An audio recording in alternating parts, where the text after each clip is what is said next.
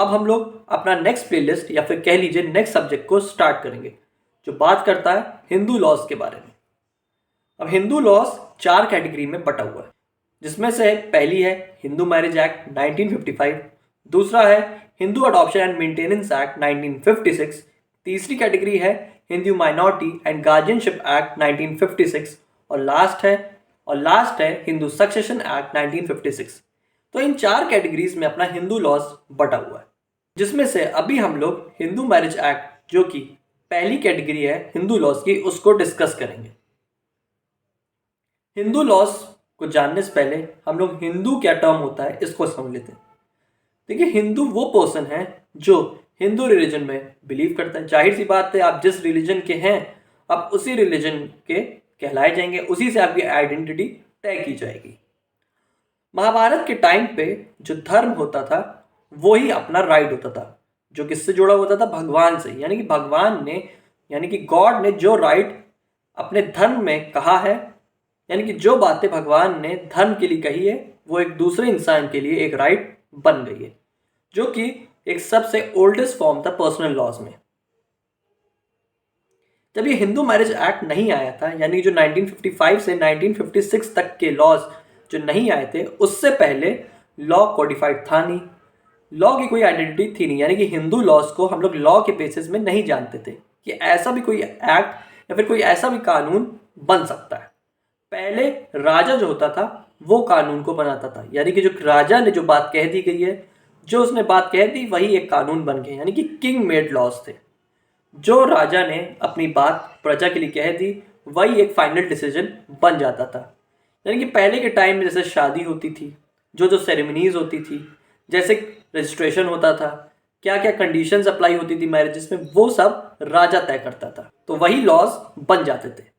लेकिन बाद में जब टाइम पीरियड बीतता गया तो इसको और गहराई से समझा गया। अब हिंदू लॉज की सोर्सेस के बारे में जान लीजिए, यानी कि जो लॉ आया है ये कहाँ से इसकी स्टार्टिंग हुई और कहाँ ये जाके एक्ट बना।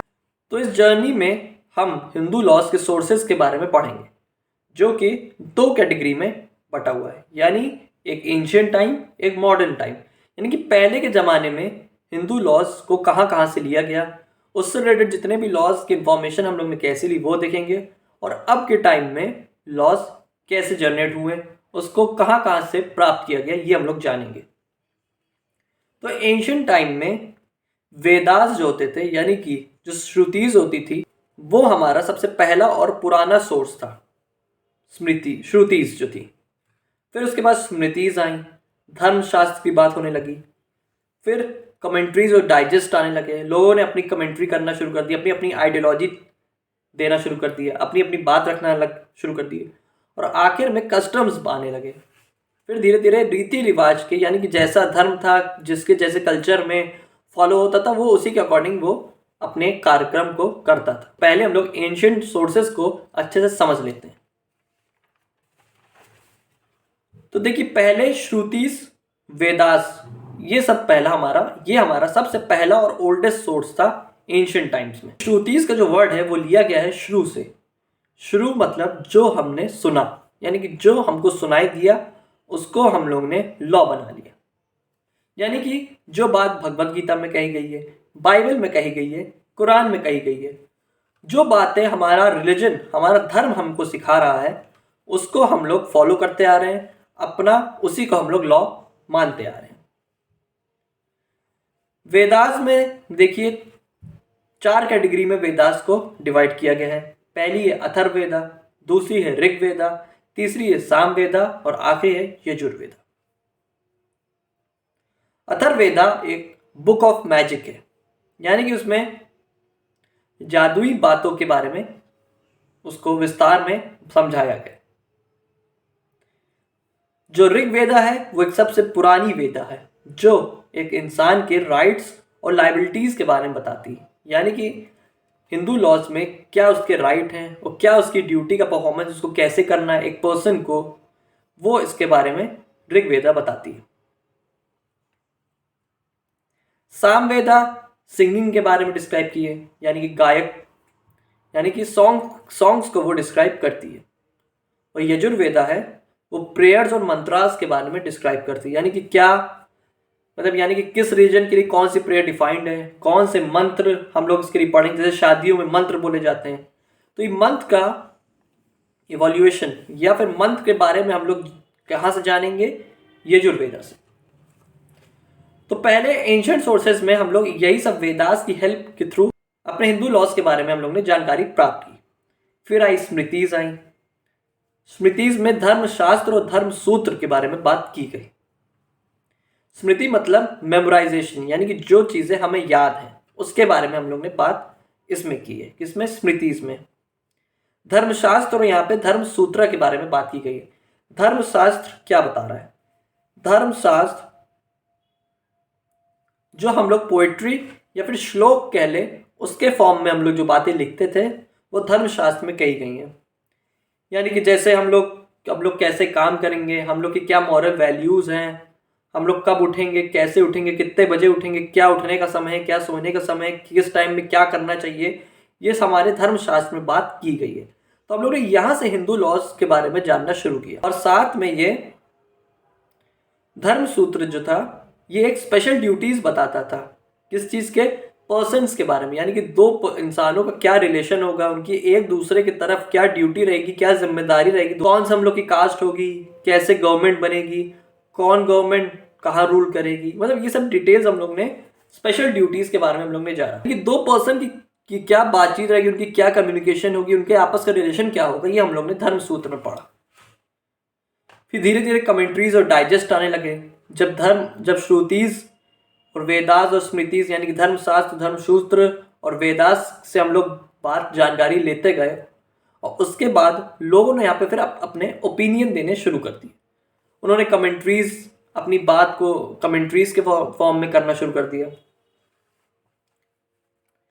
कमेंट्रीज यानी कि जो कमेंट्रीज जो थी वो स्मृति जो थी यानी कि जो पोएट्री थी उसको एक प्रॉपर वे में एक्सप्लेन करती थी, उसके बारे में एक्सप्लेनेशन देती थी, उसको एक तरीके से प्रॉपर वे में समझाती थी। यानी कि जो बात पोएट्री के फॉर्म में कही जा रही है ये क्या है। डाइजेस्ट क्या बताता था? ये स्मृतिज का कलेक्शंस होता था, यानी कि जो बातें धर्मशास्त्र और धर्मसूत्र में कही हैं उसको आपस में बाद में कलेक्शन उसका क्रिएट किया गया, यानी कि उसको आपस में जोड़ा गया कि उससे हम लोग और इकट्ठी जानकारी कर सकें कि हम लोग के बारे में कि इसमें धर्मशास्त्र और धर्मसूत्र में क्या क्या बताया गया है, इसको हम लोग एक प्रॉपर वाइडर स्कोप में जाने। ये डाइजेस्ट का काम था। और कमेंट्रीज क्या करती थी? जो बात पोएट्री के थ्रू कही गई है, श्लोक के थ्रू कही है, इसको एक प्रॉपर ट्रांसलेशन में समझाती थी। जो बातें कमेंट्रीज में कही गई थी वो हम लोगों ने दो लोगों से ली थी, यानी कि दो एरियाज से हम लोगों ने उस बात को उठाया था, एक दया भाग से, एक मिताक्षरा से। दया भाग और मिताक्षरा क्या है इसको हम लोग आगे डिस्कस करेंगे अच्छे से। तो तीसरा हम लोग ने कमेंट्रीज और डाइजेस्ट से, अपने एंशिएंट सोर्सेज से, अपने हिंदू लॉज के बारे में हम लोग ने जानना शुरू कर दिया। फिर आखिर में चौथा आया कस्टम। कस्टम यानी जो ट्रेडिशन, यानी कि जो लंबे समय से, लॉन्गर पीरियड टाइम से जो प्रथाएं चली आ रही हैं कि ऐसे शादी होगी, ऐसे वरमाला डाली जाएगी, ऐसे मंत्र बोले जाएंगे, ये सब हम लोग ने डिस्कशन करना शुरू कर दिया था। तो ये हम लोग कैसे समझते थे कि हाँ ये चीज़ें हमारे कल्चर में या रिलीजन में लॉन्गर पीरियड से हो रही हैं, तो उसी को लोग मानने लगे थे कि हाँ जो चीज़ें लॉन्गर पीरियड से चल रही हैं, एक सर्टेनेबल रीजनेबल मैनर में हो रही हैं, एक कंटिन्यूस पीरियड से चली आ रही हैं, एक यूनिफॉर्म मैनर में, यानी कि इस शादी में ऐसे ही मंत्र बोले जाएंगे, इसी टाइम पे मंत्र बोले जाएंगे, ऐसे फेरे लिए जाएंगे, इतने ही फेरे लिए जाएंगे। तो ये सब चीज़ें कस्टम्स के बेसिस में लॉन्गर पीरियड फॉर्म में चली आ रही है। अब यहाँ पे आप बाद में कोई इसमें छेड़छाड़ नहीं कर सकते। आप यहाँ पे फेरे जो गिनती होती फेरे की उसको आप बढ़ा घटा नहीं सकते, क्योंकि कस्टम्स में बातें कह दी गई हैं, एक लॉन्गर पीरियड फॉर्म में कह दी गई। तो ये सब चीज़ों को हम लोग ने एंशिएंट सोर्सेज से अपने हिंदू लॉज को जाना। तो यहाँ पे हम लोग एंशिएंट सोर्सेज के बारे में समझ लिया कि पुराने टाइम में लोग कैसे शादी करते थे, कैसे प्रथाओं को माना जाता था, कैसे कैसे चीज़ों से हम लोग ने हिंदू लॉज के बारे में जानकारी इकट्ठी की।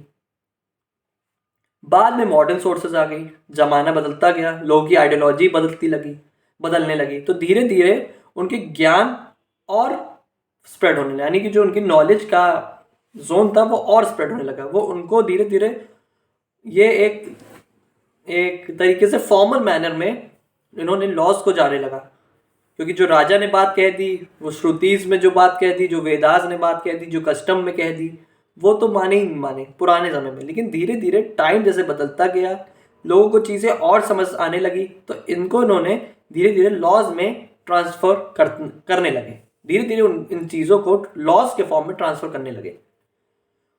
तो पहले में मॉडर्न सोर्सेज में पहला था जुडिशियल डिसीजंस। जो डिसीजन कोर्ट लेती थी कोई पुराने केसेस में, तो उसको जो डिसीजन उसमें आया जाता, मान लीजिए कि पुराना मुकदमा है, उसमें ये ऐसा फैसला किया गया है, तो आप उसी को तो देख के अपने नेक्स्ट फैसले को भी तो देंगे।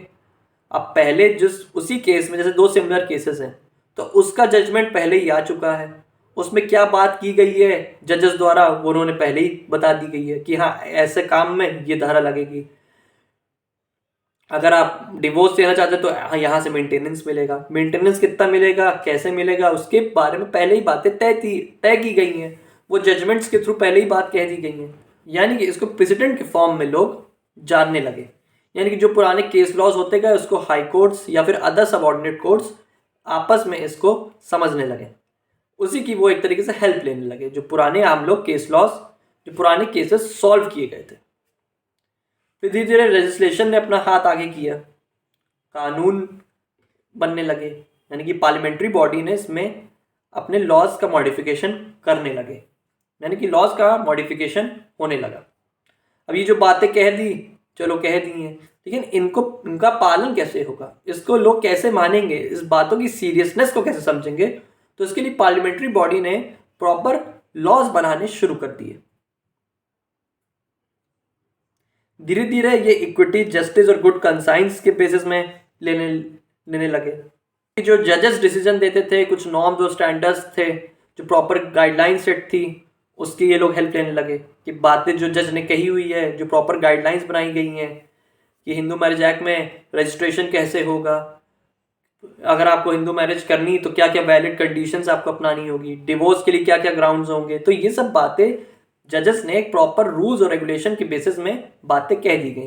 तभी तो हम लोग जो बेयर एक्ट पढ़ते हैं हिंदू लॉज में, तो उसमें प्रॉपर बातें यहाँ पे डिसीजन हुए होंगे, कुछ ऐसे पुराने प्रेसिडेंट केस लॉज हुए होंगे, तो उसके बेसिस में प्रॉपर सेक्शंस डिवाइड हैं। हिंदू लॉज में सेक्शंस ही तो डिवाइड हैं कि यहाँ से डिवोर्स होगा, यहाँ से मैरिज है, यहाँ से कंडीशंस हैं, यहाँ रजिस्ट्रेशन है। तो यहाँ एक तरीके से सारे प्रॉपर नॉर्म्स और स्टैंडर्ड वे में डिसीजन जजेस के बनने लगे। जो लॉज बने रहते थे जो कॉन्स्टिट्यूशन के अकॉर्डिंग अगर नहीं फॉलो गए हैं, अब मान लीजिए किसी के साथ क्रूअल्टी हुई, तो आप उसको न्याय दिला ही नहीं रहे हैं, आप उसके फंडामेंटल राइट्स का भी वॉयलेशन करे जा रहे हैं। तो ऐसे चीज़ों में गुड कंसाइज का यूज़ हम लोग लेने लगे। तो इन तीन कैटेगरीज में मॉडर्न सोर्सेज में पहले जुडिशियल डिसीजन का हेल्प लेने लगे, फिर उसके बाद लेजिस्लेशन यहाँ पे आई, पार्लियामेंट्री बॉडी आई, इन्होंने लॉज बनाया, फिर धीरे धीरे इसमें गाइडलाइन सेट होने लगी, नॉर्म्स बनने लगे, प्रॉपर बेसिस में डिसीजंस इसमें सेट किए गए जजेस द्वारा।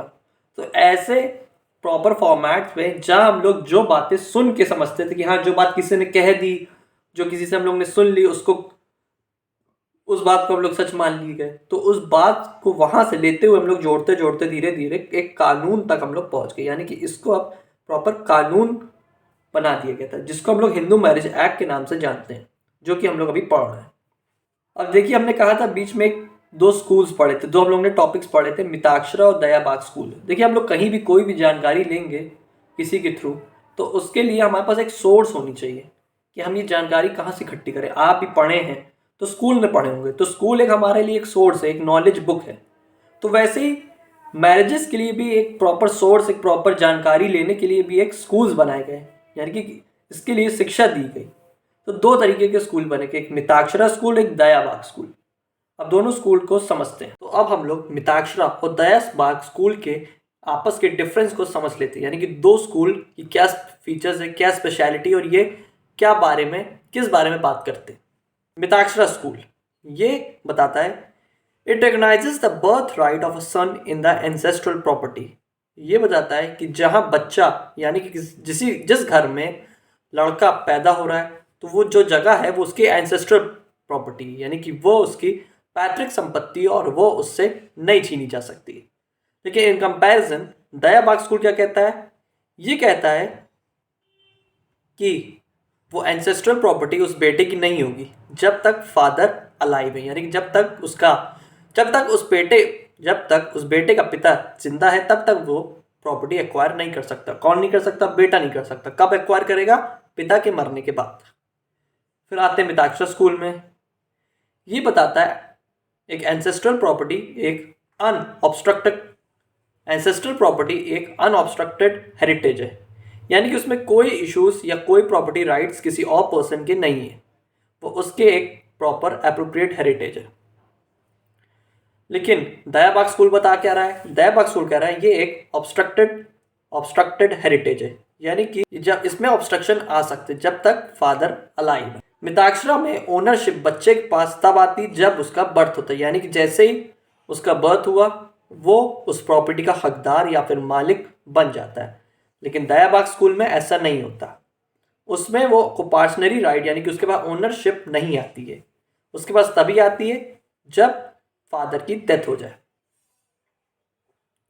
कोपार्शनरी ओनरशिप राइट में यानी कि एक इसमें जॉइंट हिंदू फैमिली का सिस्टम हो, यानी कि बेटे के पास गई तो पहले उसके पिता के पास होगी, फिर उनके पिता के पास होगी, फिर पिता से बेटे के बेटे तक पहुंचती है, माने कि फादर टू सन ये प्रॉपर्टी ट्रैवल करती है।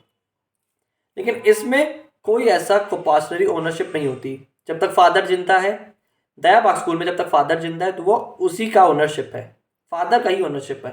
फादर की जैसे डेथ हुई तो कोपार्शनरी राइट फादर वाले बच्चे पे ट्रांसफर हो जाते हैं।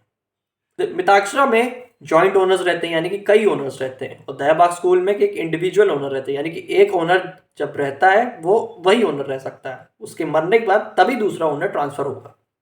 तो अभी हम लोग ने हिंदू मैरिज एक्ट का एक छोटा सा इंट्रोडक्शन समझा, जहां हम लोग ने हिंदू कौन है ये समझा, उनकी सोर्सेज कहाँ हैं, कहाँ से सोर्सेज आए, क्या क्या सोर्सेज में बात की गई थी, कैसे उसका मॉडर्नाइजेशन हुआ, कैसे वो एक लॉ बना, और उनको कौन टीच किया, कौन से स्कूल थे, ये सब हम लोग डिस्कस किया।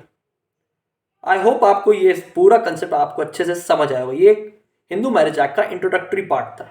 अब हम लोग इसके प्रोविजन नेक्स्ट वीडियो में अब हम लोग इसके प्रोविजंस को डिस्कस करेंगे, यानी कि सेक्शंस पे अब हम लोग आगे बढ़ेंगे। तो मिलते हैं आपसे नेक्स्ट वीडियो में।